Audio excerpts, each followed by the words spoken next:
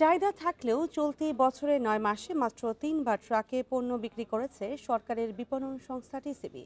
গত সেপ্টেম্বরের পর থেকে আপাতত বন্ধ ট্রাকে পণ্য বিক্রি। সংস্থার মুখপাত্র জানান, সরকারি নির্দেশনা না থাকায় এই কর্মসূচি বন্ধ রয়েছে। এদিকে সাশ্রয়ী মূল্যে পণ্য কিনতে না পারায় ভোগান্তিতে টিসিবির কার্ড না থাকা অনেক স্বল্প আয়ের মানুষ। বান্ডেল থাকলে প্রতি সেনমানিতে টাকা বাঁচবে। বিকাশ সেনমানি বান্ডেল কিনে জিতুন প্রতি লেনদেনে।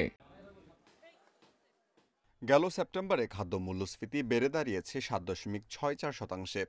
এ অবস্থায় প্রতিটি পরিবার খাদ্যের যোগান দিতে আয়ের প্রায় ৫৫% ব্যয় করছেন। তাই চাপ কমাতে টিসিবির ট্রাক থেকে ভর্তুকি মূল্যে তেল, ডাল ও চাল সহ কয়েকটি পণ্য কেনার সুযোগ খোঁজেন স্বল্প আয়ের মানুষ। তবে সেপ্টেম্বরের মাঝামাঝি থেকে বন্ধ রয়েছে টিসিবির ট্রাক সেল কার্যক্রম। জানা গেছে, চলতি বছর মাত্র ৩বার এই কর্মসূচি পরিচালনা করা হয়েছে। আর্থিক চাপ সামলাতে না পেরে ট্রাক সেল চালু রাখার দাবি জানিয়েছেন নিম্ন আয়ের মানুষ। সরকারি অফিসের থেকে বেশি তো এখানে মালটার দাম পাওয়া যায়, কমে পাওয়া যায়। এখানে মাল এখানে আপনার এটার জন্য আপনার লো পড়ে, দাম বাইরে গেছে গা। এখন যদি এই টিসিবি অনেক আগেই বন্ধ হয়ে গেছে গা, প্রায় ২০-২৫ দিন, ১ মাস। তো ওখানে আবার যদি টিসিবি পণ্যগুলো ট্রাকে করে সেল দেয়, তাহলে বাংলাদেশে কি ঢাকা শহরে অনেক দৃষ্টি ভালো হবে।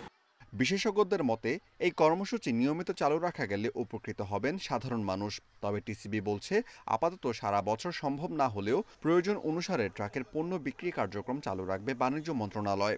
বাণিজ্য মন্ত্রণালয় সরকার গ্রহণ করবে এবং ভোক্তাদেরকে অন্তত কিছুটা হলেও ২-৩টি আইটেম, যেটা টিসিবি ট্যাক্স চিনি, তেল, ডাল, এই ধরনের পণ্য যাতে ট্রাক সেলের মাধ্যমে এই কার্যক্রম আবার পুনরায় চালু করে ভোক্তাদের কিছুটা হলেও স্বস্তি দিবে। ট্রাক সেল বিক্রয়ের নীতিগত সিদ্ধান্ত কিন্তু সরকারের এই মুহূর্তে নাই। যদি প্রয়োজন হয় বাজার বিবেচনায়, তাহলে এটার পাশাপাশি প্রেক্ষাপট বিবেচনায় সরকার এই সিদ্ধান্তগুলো নেবে। তবে নিয়মিত যেটা চলবে, কার্ডের বিপরীতে পণ্য বিতরণ করা। নভেম্বর থেকে টিসিবির পণ্য তালিকায় চা, লবণ, ডিটারজেন্ট সহ মোট ৫টি নতুন পণ্য যুক্ত করেছে বাণিজ্য মন্ত্রণালয়। Amirul Islam, independent news, Dhaka.